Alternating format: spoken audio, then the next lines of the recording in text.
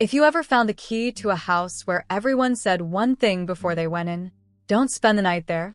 Would you go? I'm Ryan Carter, and I wish I had never accepted that key. My grandfather, William Carter, lived alone on the edge of a huge forest in a northern state in the United States. He rarely came to town. People said he was a strange man. He didn't talk to anyone much. He would wander around the forest at night, and he often boarded up all the windows in his house. We all thought he was going crazy with old age. Then one day, he died. The police said he had a heart attack. But when I got there to pick up his belongings, everything started to make me uneasy. The lawyer gave me a small envelope. Inside was only a key and a slip. There were only 7 words written on it.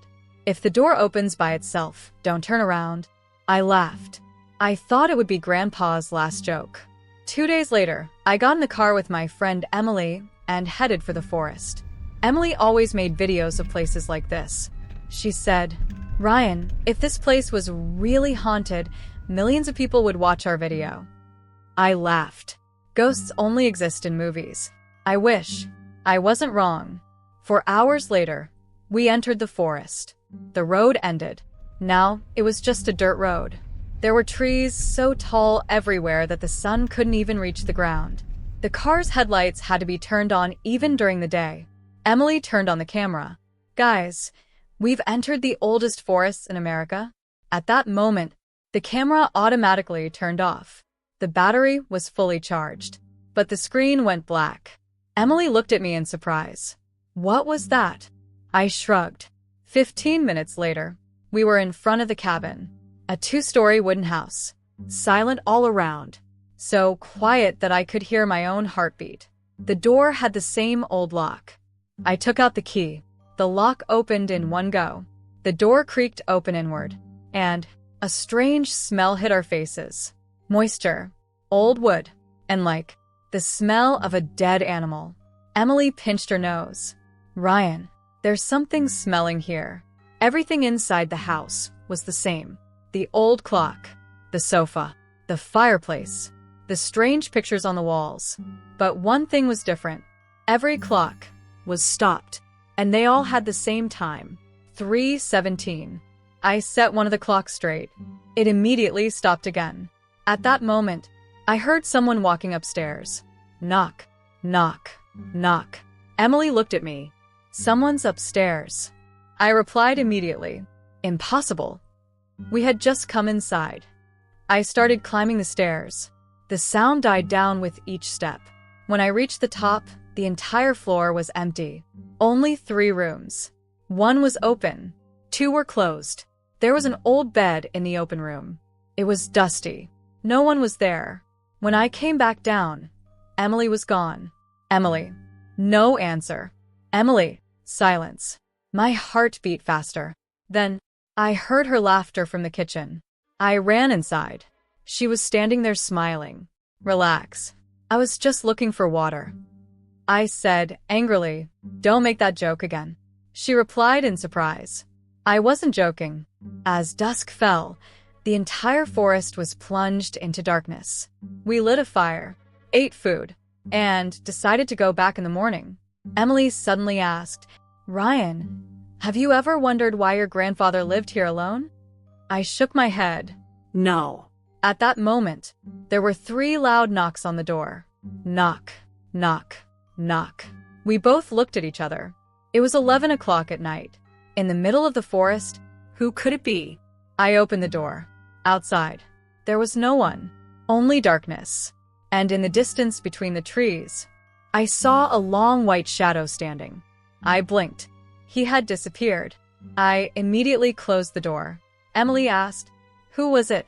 "No one." But my hands were shaking. About 2 o'clock in the morning, my eyes suddenly opened. I felt like someone was slowly rubbing their nails on the wood. Snore, snore, snore. I followed the sound. The sound was coming from under the floor. I removed the carpet. There was a hidden wooden door below. The door to the basement. A thick chain was tied to it from the outside, and a slip of paper written by my grandfather was hanging from the chain. It had only one sentence written on it. "Never open this door. even if someone inside calls your name. I was just reading the slip when suddenly a low, broken voice came from the darkness below. Ryan. My blood froze. Then the voice came again, this time very clearly. Ryan, get me out. But that voice was that of my late grandfather, William Carter. My hand was still on that rusty chain. The voice from below was heard again. Ryan, please get me out. The voice was so real that it took my breath away. It was the voice of my grandfather, William Carter. The same tone, the same pace, the same weak breathing, but it was impossible. I had seen his body myself. I had attended his funeral. Then, who was down there? I took a step back. At that moment, Emily's voice came from behind me. Ryan, what are you doing here? I was shocked. I immediately turned around. Emily's eyes were full of sleep. You heard a voice too? I asked in a low voice. She was surprised. What voice? I looked back down at the basement. Now there was complete silence, as if nothing had happened a few moments ago. Maybe I was dreaming. I consoled myself, but my heart was not ready to believe it. We both went back upstairs. Emily fell asleep, but sleep had disappeared from my eyes. In the silence of the night, every little sound felt eerie. The wind was blowing through the trees. There were sounds like something moving outside the windows. And then, stop. Someone's footsteps were heard on the roof above. I immediately sat up. One step, then another, then a third, as if someone was slowly walking across the entire house. Emily woke up too. Did you hear? I nodded. Yes. We both sat in silence. The footsteps continued for about a minute. Then suddenly, silence. The sun had risen at 7 in the morning. The fear of the night was starting to subside. I decided that I would take a good look at the whole house today. Maybe we would find a logical reason. Emily turned the camera on again. This time it worked. We started recording every room in the house. There were old photos on the walls, mostly of the forest. But one photo stopped us. In this photo, my grandfather was standing with 5 people, 4 men, and a little girl in the middle, about 8 years old. Her eyes were pitch black. No white, just pitch black. Emily looked at the photo closely. This photo looks edited. I took the photo out of the frame. On the back of it was just a sentence written in pencil. Only one of us survived. A thrill ran through my body. By noon, we had seen the entire house. There was only one place left, that basement. I knew that Grandpa had forbidden it, but the more he forbade it, the more my curiosity grew. Emily said, Ryan, what if we find something down there? I took a deep breath. Let's just see if anything strange happens. We'll be right back. I grabbed the rusty chain. It was so old that it broke with a slight push. Bang! The chain fell to the ground. The next moment, a strange echo spread throughout the house, as if someone had closed a heavy door far away. We were both silent for a moment. Did you hear? Emily nodded. Yes. I slowly opened the wooden door. CHRRR. It was completely dark downstairs. The stairs were very old. The air was cold, but there was something strange. It was like someone had just extinguished the candles downstairs. There was a smell of burnt wax. I turned on the flashlight on my mobile phone, and we both started going down. The basement was much bigger than expected. Wooden cabinets all around, old boxes, rusty tools, and strange marks on the walls. Marks I had never seen before. Emily was filming everything. Suddenly, the camera turned off again. She pressed the power button. Nothing happened. The battery was 100% charged, but the camera was dead. This is the second time this has happened. She panicked. In a corner of the room was an old iron box. It was covered in thick dust. I lifted the lid. Inside, there were dozens of VHS cassettes. Each cassette had a date written on it. 1978, 1979, 1981, 1985, and the last one, 1997. Emily picked up a cassette. There was only one word written in ink on it. Don't watch. She smiled. Obviously, this is what you should watch first. I immediately took the cassette from her hand. No.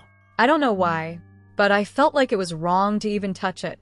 Underneath the same box was a diary, an old leather cover. There was only one name written on the front: William Carter, my grandfather's diary. I opened the first page. The writing was written with trembling hands. If you're reading this, then it means I'm dead. And you've repeated my biggest mistake. You opened the basement. My hands went cold. Emily stood still. I turned the next page. There were only 3 sentences on it. That voice isn't mine. He was never human. And now he knows you're here. I couldn't help but say, "What's all this?" At that moment, I heard someone's breathing behind us. Ha ha ha. We turned around immediately. No one was there, but the temperature in the room suddenly dropped very low. My breath started to smoke. Emily said in a trembling voice, "Ryan, we should get out of here." I immediately nodded yes. We headed for the stairs, but the stairs were gone. Where there had been a path just moments ago, now there was only a wooden wall. Emily screamed, How is this possible?" I clapped my hands together. The wall was real. There was no door. There was no way out. We were trapped in the basement. Suddenly, the wall disappeared. The stairs were in front of me again. We both ran upstairs. I slammed the basement door shut with all my strength.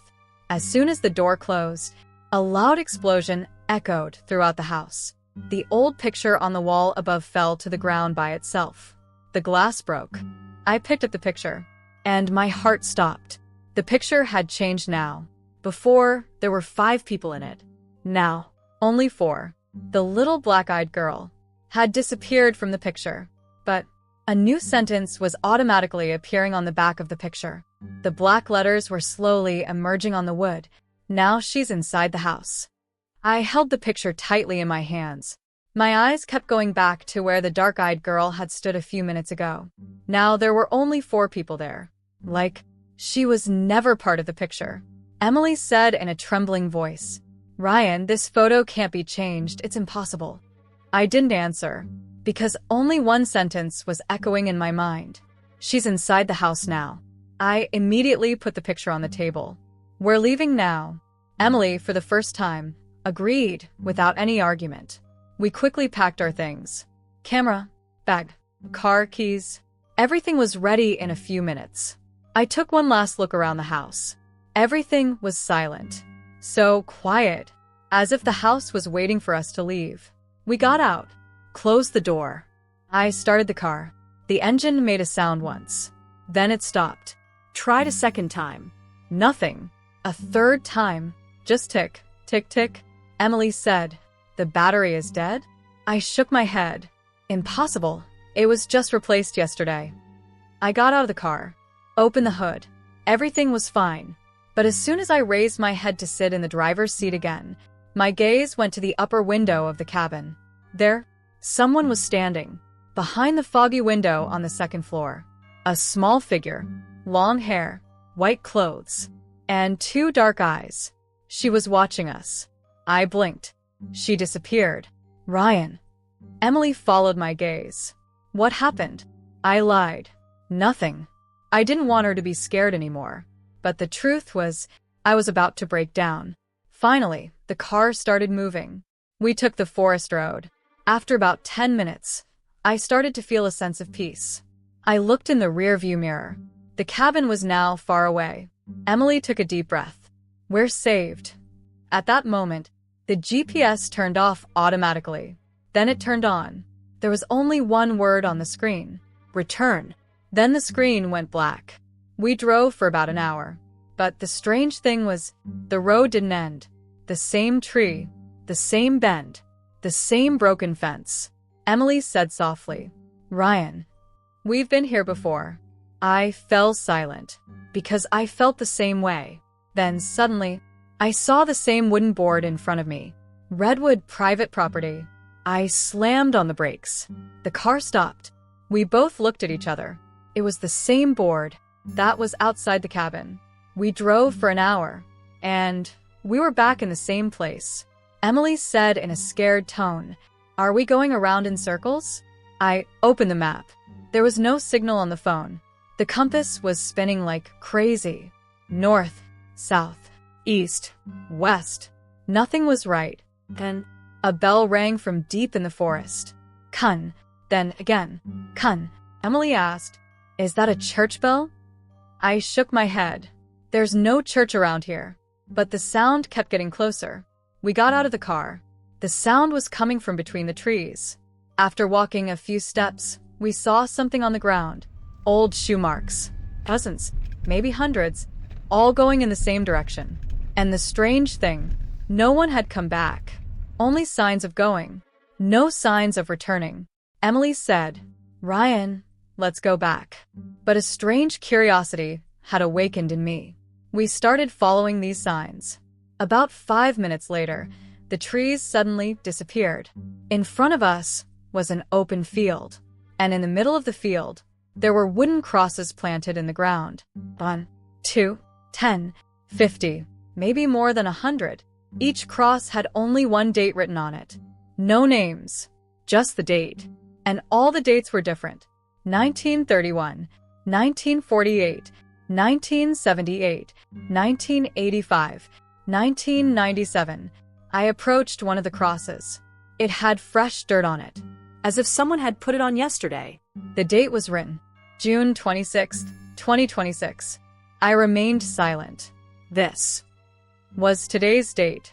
Emily heard my voice and asked, "What happened?" I showed her the cross. Her color faded. "Ryan, this is today's date." At that moment, we both heard footsteps behind us. We immediately turned around. An old man stood about 25 feet away, white beard, hunting jacket, and an old rifle in his hand. He looked at us carefully. Then he asked just one question. "You guys are William Carter's heirs?" I was surprised. "You knew my grandfather?" He took a deep breath. "I wish. I didn't know." His name was Thomas Reed.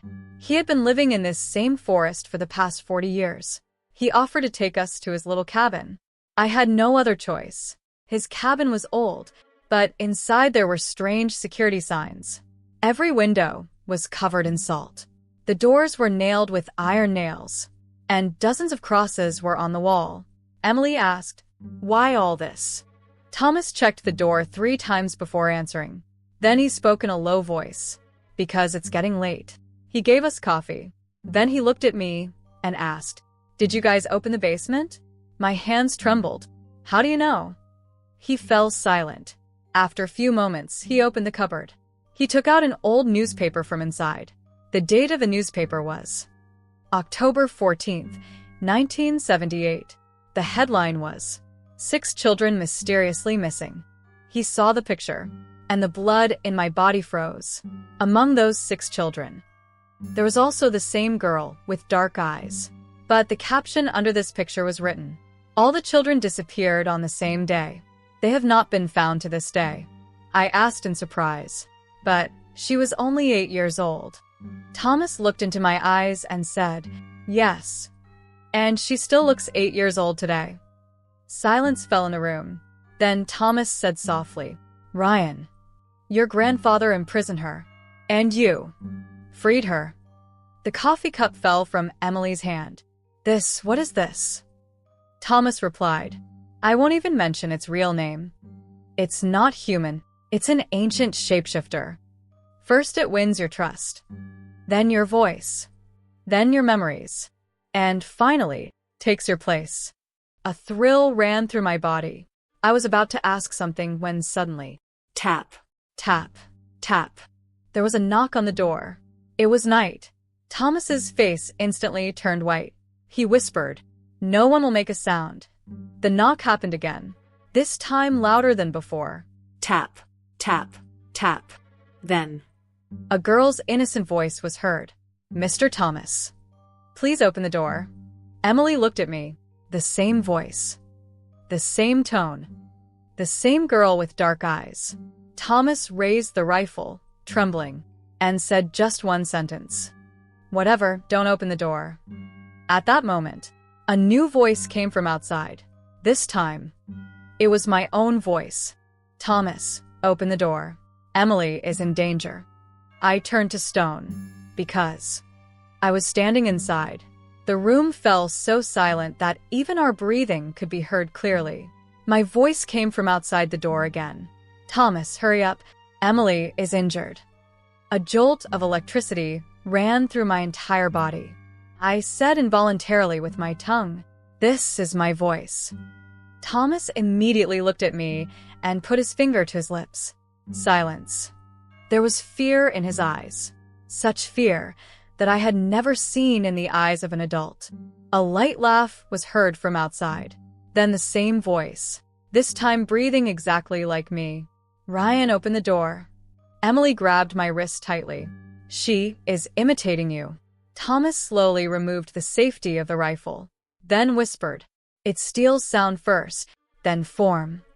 And finally, spirit." Suddenly, a black shadow began to creep in through the crack at the bottom of the door. It wasn't smoke. It wasn't liquid either. It was moving like a living thing.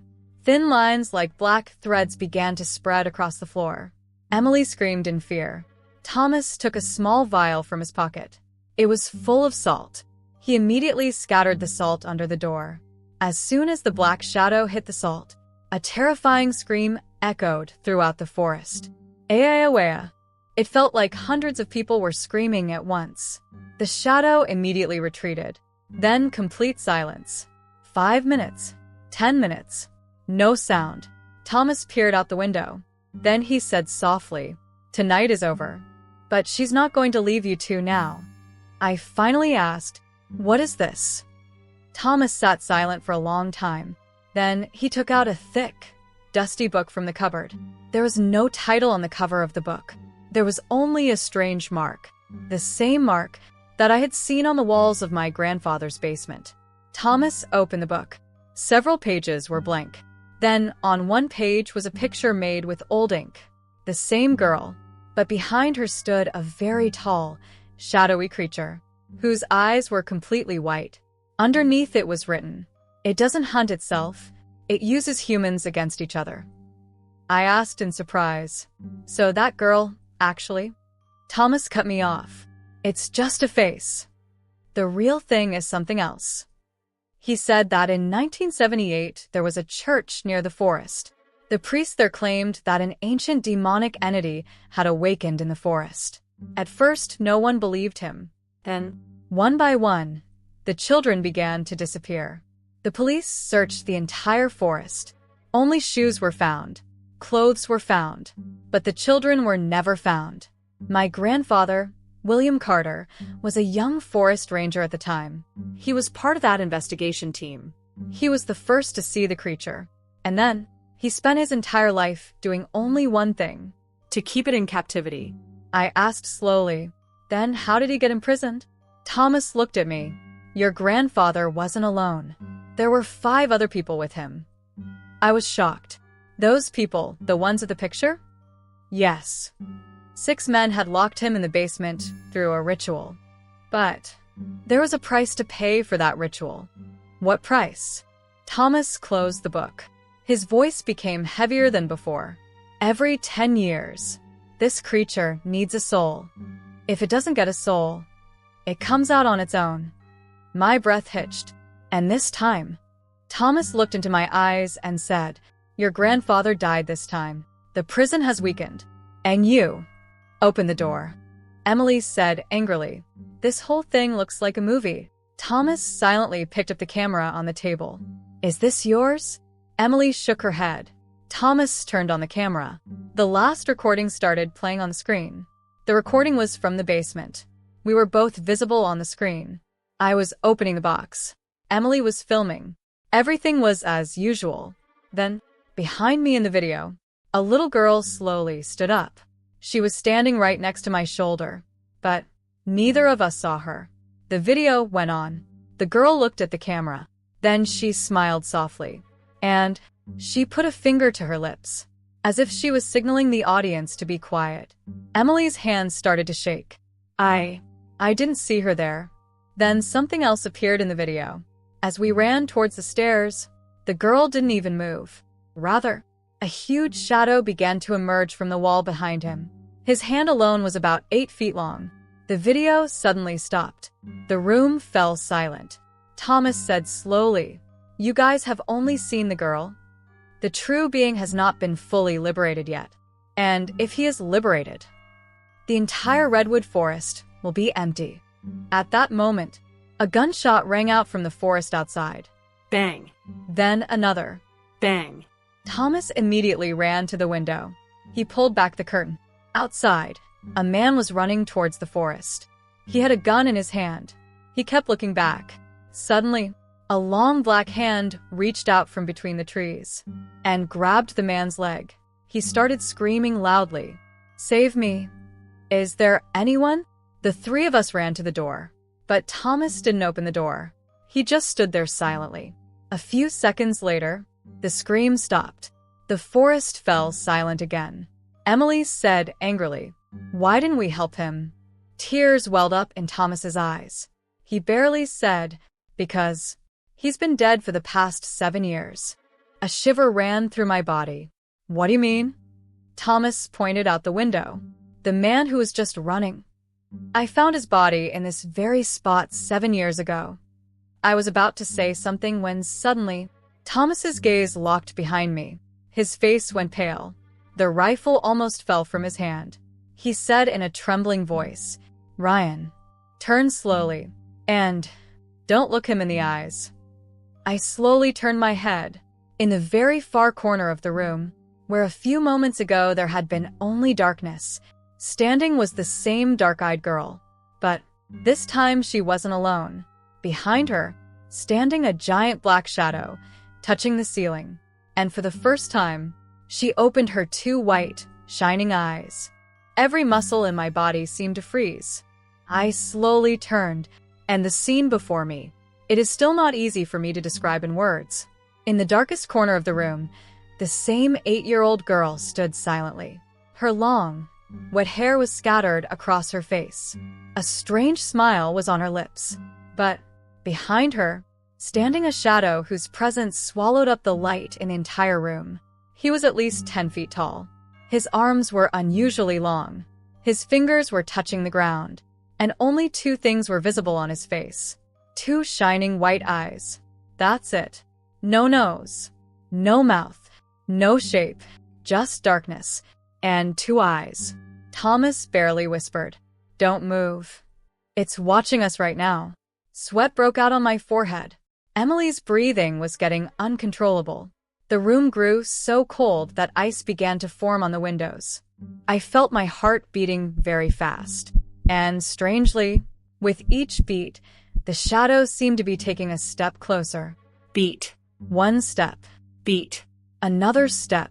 "Keep your eyes down," Thomas suddenly shouted. I immediately fixed my eyes on the floor. A few moments later, I heard someone whisper right next to my ear, "Ryan." It was Emily's voice. "Look at me." I had almost turned around when Thomas grabbed my arm tightly. "That's not Emily." I stopped. The real Emily was standing on the other side of me. Then, who whispered in my ear.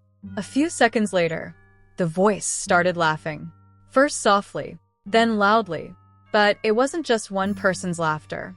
There were also children's voices, old people's voices, women's voices, and men's voices, like hundreds of people laughing at the same time. Suddenly, the lights in the entire room went out. Complete darkness. Emily screamed, "Ryan!" Thomas shouted. Everyone touched the wall. I immediately looked for the wall. My hand hit something cold. I thought it must be the wall. But the next moment, it grabbed my wrist. Its grip was as cold as ice. I screamed with all my strength and pulled my hand away. Then the light returned. The wall was in place. But there were 5 long black marks on my wrist, as if someone had dug nails in. Thomas saw the marks. His face became more serious. It didn't go well. "Why?" I asked. He remained silent. Then he said slowly, "Now he has marked you." "What does that mean?" "Now, no matter where you go in the world, he will find you." The ground gave way under my feet. I looked at my wrist helplessly. Those black marks were slowly spreading, as if ink was flowing under the skin. At that moment, the mirror on one of the walls of the room began to shake violently. Slowly at first, then very quickly. Knock, knock, knock. Emily looked in that direction in fear and suddenly screamed, "Ryan, mirror." I looked at the mirror and my breath stopped. In the mirror, we were the only two people visible, me and Thomas. Emily wasn't even in the mirror. Emily stood in front of the mirror in panic. Where am I? But there was only empty space in the mirror, as if she had never stood there. Thomas immediately took out a small silver cross from his pocket. He gave it to Emily. As soon as he held the cross, she began to appear in the mirror again. Thomas took a deep breath. "It's time now," I asked. "For what?" He replied, "It hasn't fully taken over yet." I wanted to ask more questions, but at that moment, a car engine roared from outside. The three of us ran to the window. A police car pulled up on the forest path. An officer got out of it. His name was written on his uniform, Officer Daniel Miller. He called out loudly, "Is anyone inside?" Hope dawned in Emily's eyes. "Police." She ran to the door, but Thomas stopped her. "Wait. Why?" "I'll check first." Thomas looked at the officer carefully through the window. He seemed completely normal. He called out again, "We received an emergency call. If there's anyone inside, answer." Thomas slowly opened the door. Officer Miller came in. He looked at us in surprise. "Are you guys okay?" I said immediately, "Get us out of here." Officer Miller listened to our entire conversation. He nodded silently. Then he said, "Come with me. Right now." We picked up our stuff. As we started to walk out the door, Thomas stopped suddenly. His eyes fixed on the policeman's shoes. His face turned pale. "What happened?" I asked.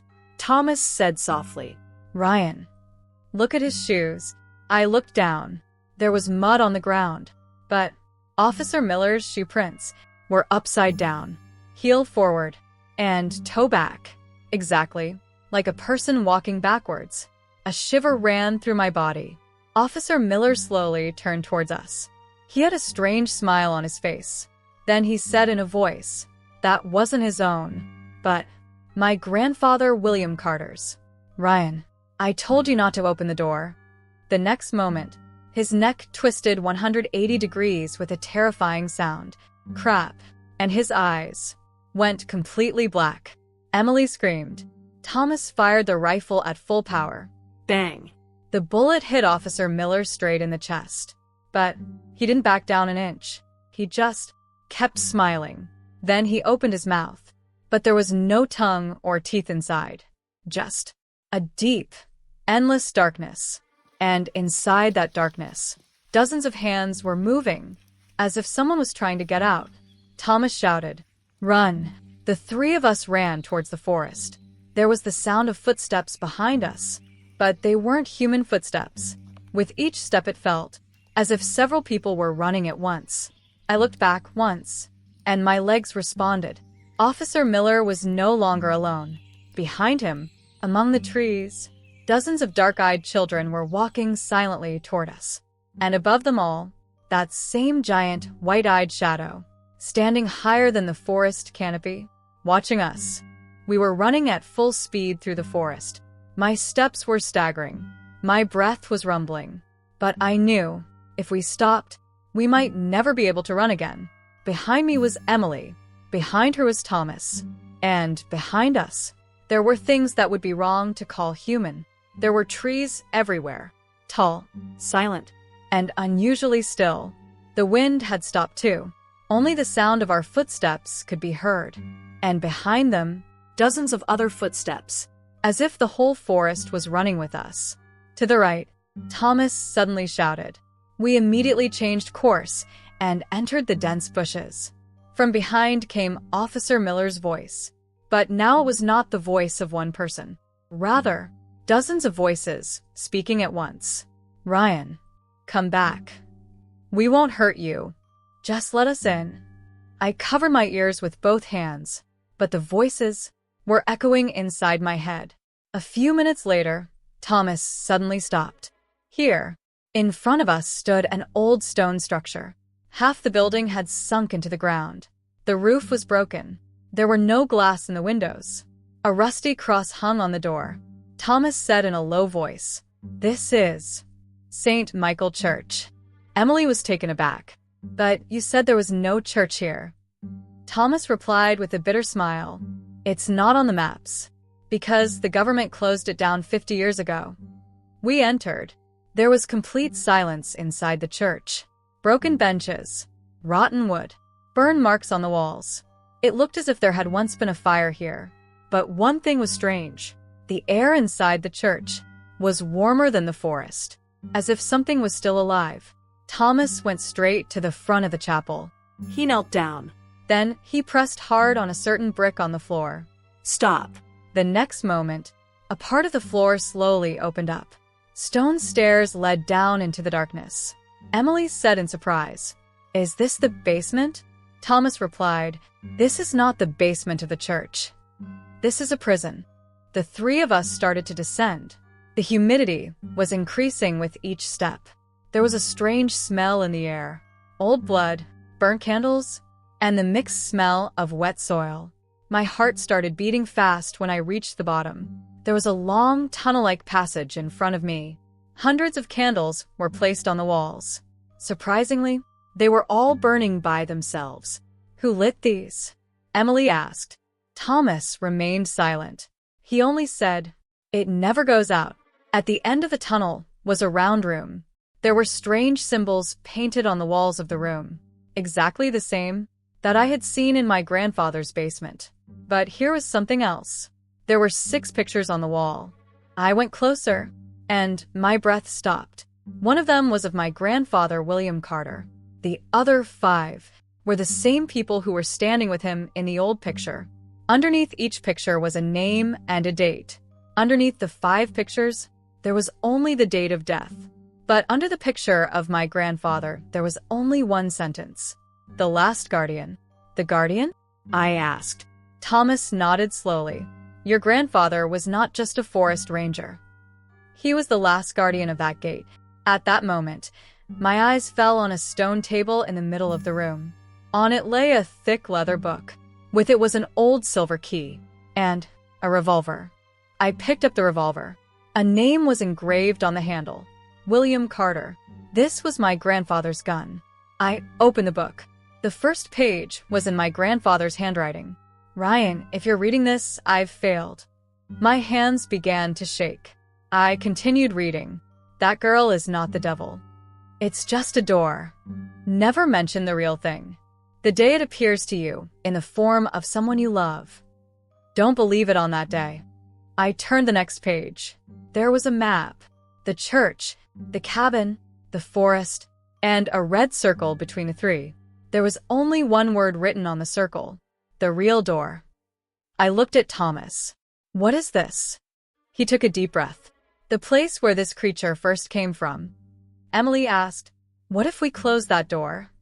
For the first time, hope flickered in Thomas's eyes. Maybe, but it would take a guard to die for it. The room fell silent. My grandfather's face immediately came to mind. They did the same thing? Suddenly, Grandpa's gun in my hand started to heat up on its own. So hot that I immediately let go. It fell to the ground. Cool. At that moment, the entire room started to shake. The candles burning on the walls went out at once. Darkness. Complete darkness. Then, someone said softly right behind me, Ryan. I turned around immediately. I turned on the flashlight. There, my grandfather was standing. The same clothes, the same face, the same soft smile. Grandpa came out of my mouth involuntarily. He slowly extended his hand. Son, come with me. Emily looked at me in surprise. Ryan, who are you talking to? I was shocked. Can't you see Grandpa? Emily shook her head. Thomas grabbed my arm tightly. Don't go near him. But Grandpa's voice was exactly like it had been when I was a child. Ryan, I've come to take you home. It'll all be over. I took a step forward, then another. Thomas was screaming. Emily was calling my name, but I could only hear Grandpa's voice. Suddenly, Grandpa smiled, and the skin on his face slowly began to peel away.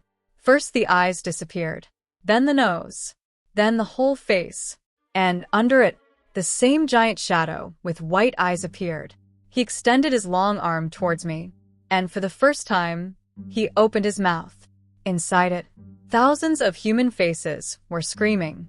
One of them was my grandfather William Carter's, and he screamed only one sentence. Ryan, Run. I'm still alive. My grandfather's face was trapped among thousands of screaming faces. His eyes held the same helplessness I had seen in his picture on the day of his funeral. He was screaming with all his might. Ryan, run. Don't believe what he said. At that moment, the giant shadow closed its mouth. My grandfather's face disappeared into the darkness again. I turned to stone for a moment. Was he really alive? Or was this too a hoax? Ryan. Thomas pushed me hard. At that moment, that long black arm passed in front of my face, only a few inches away. If Thomas hadn't pushed me, I might have ended up like those thousands of faces. The entire underground room began to shake. Stones began to fall from the ceiling. The ancient symbols on the walls began to glow with red light. And, from under the ground, a roar was heard, as if something huge was waking up after centuries. Thomas said loudly, "He is completely free. If we don't close the real door now, then everything will be over." I picked up Grandpa's book again. Its last pages had been blank before, but now, words began to appear on them automatically, in red, as if someone had written with fresh blood.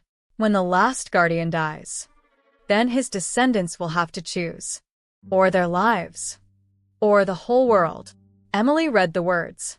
Tears welled up in her eyes. No, there must be another way. Thomas nodded silently. I've been looking for this path for 50 years. There's no other way. I closed the book. If I have to die, I will. Emily immediately appeared in front of me. No, you won't do that.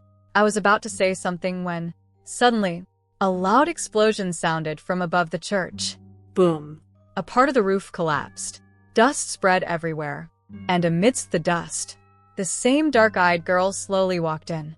But this time, she wasn't smiling. There was sadness on her face.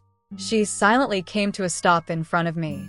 Then, for the first time, She spoke like a normal human being. Ryan, forgive me. All three of us were shocked. I asked, "Who are you?" Black tears began to flow from her eyes. My name, Lily was. Thomas seemed to forget to breathe. Lily, so you? The girl nodded slowly. Yes. I'm one of those 6 children. A shiver ran down my spine. But you, I never died. She finished speaking. We were all. It swallowed us alive. Suddenly, the giant shadow appeared behind her. It placed its long arm on Lily's shoulder, and she immediately fell silent, as if someone had taken away her will. The shadow spoke for the first time, but that voice was not in any language. Still, we all understood what it meant. Let me open the door, and I will give you all eternal life. At that moment, Thomas picked up Grandpa's revolver. I screamed, no, but it was too late. Wow. The bullet hit Lily right in the chest. She fell back, and the whole church shook. The next moment, the giant shadow roared with such a terrifying scream that our ears started bleeding. The ground started to crack. The walls cracked. Lily was lying on the ground. I ran to her. She was barely breathing. She took my hand. Ryan, I can stop her, but just for a few minutes. She pointed to the trembling church floor. There, between the cracks, a huge round stone could be seen.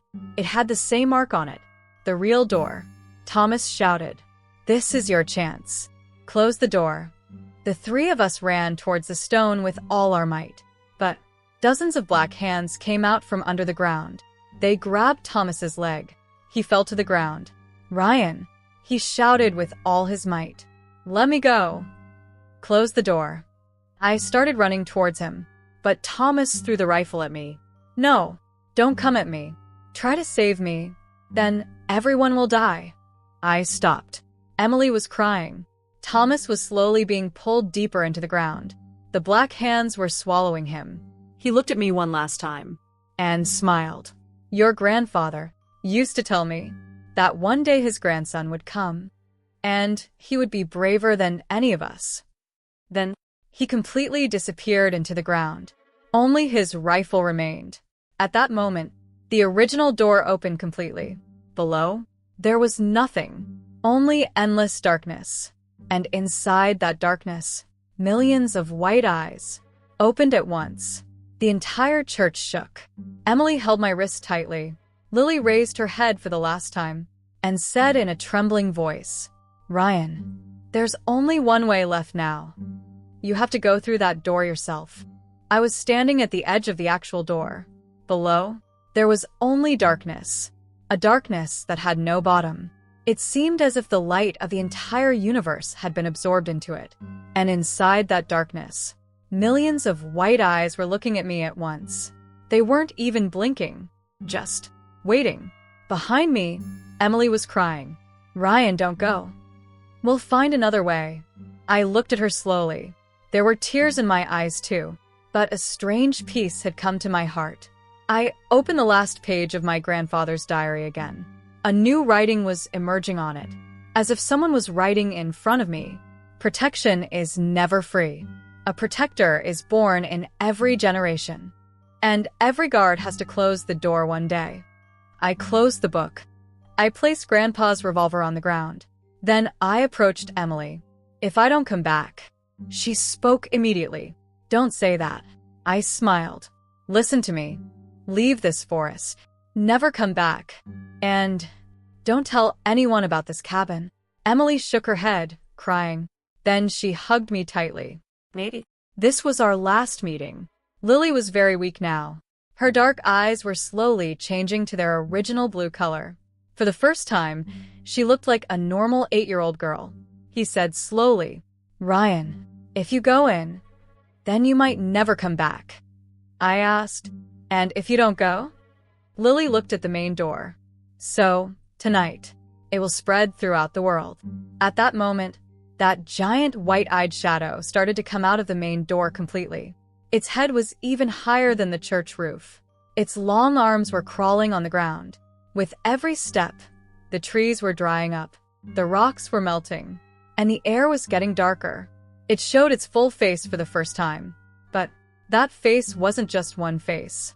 It was made up of thousands of human faces. Every face was screaming. Every face was asking for help. And in the middle of it all, my grandfather, William Carter, was there too. He saw me and smiled. Ryan, now it's time. I took a deep breath. Then I started running, straight, towards the real door. Emily was screaming. Lily was crying. But I wasn't going to stop now. As soon as I reached the edge of the door, that giant shadow appeared in front of me. He extended his long hand towards me, and a voice echoed in my mind. Why are you giving your life? I can give you strength. Eternal life. That's what your grandfather wanted too. I remained silent. Then I only said one sentence. My grandfather wanted to save people, not to free you. At that moment, I jumped with all my strength and fall inside the real door. Darkness. Just darkness. I don't know how long I fell. A minute? An hour? Or years? Time didn't exist. Then I saw thousands of faces around me. The same people who had been missing for years. Children from 1978. Hunters who died in the forest. Policemen. Travelers. And Thomas. He smiled at me. You're here. I asked, are we dead? Thomas shook his head. No, we're just prisoners. At that moment, my grandfather appeared in front of me. This time, he seemed completely normal. He placed his hand on my shoulder. Forgive me, Ryan. You shouldn't have had this burden. I asked, what will happen now? Grandpa looked into the darkness. Now, you are the new guardian. Suddenly, the entire darkness began to light up. White light began to emanate from my body. That light spread everywhere. The screaming faces began to break free one by one. The children of 1978 returned to their original form. They were smiling. Lily was among them. She waved her hand from a distance. And then, disappeared into the light. Suddenly, a loud explosion. Outside the church, Emily opened her eyes. The original door had closed. The ground was back to its original state. That giant shadow had disappeared. For the first time in the forest, birds were singing. The air was clear. Everything was over. Emily searched for me all over the forest, in the cabin, in the church, with the police, for months. But I was nowhere to be found. 6 months later, Emily left the Redwood Forest forever. She didn't tell anyone. People understood. Ryan Carter disappeared into the forest. The police closed the case. A year later, the forest became normal again. Tourists started coming. Camping started. No one reported any more mysterious events. It seemed as if everything was really over. But one cold night, a forest ranger was on his routine patrol. The same old redwood cabin now stood deserted. He saw the cabin door slowly opened by itself. He stepped inside. Everything was covered in dust, except for one thing. On the table, a new diary was laid out. He opened the diary. There was only one sentence written on the first page.